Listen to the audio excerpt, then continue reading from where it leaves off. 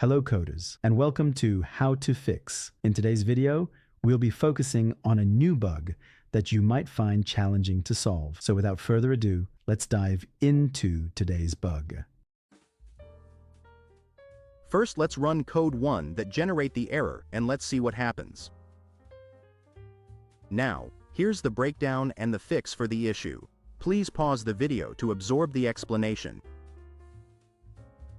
Now we'll repair the code and observe the final output.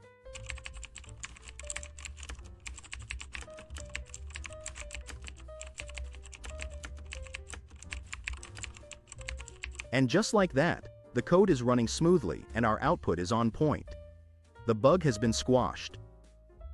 That's all for today's session. If you found this guide beneficial, please like the video and join our channel for more how to fix coding videos.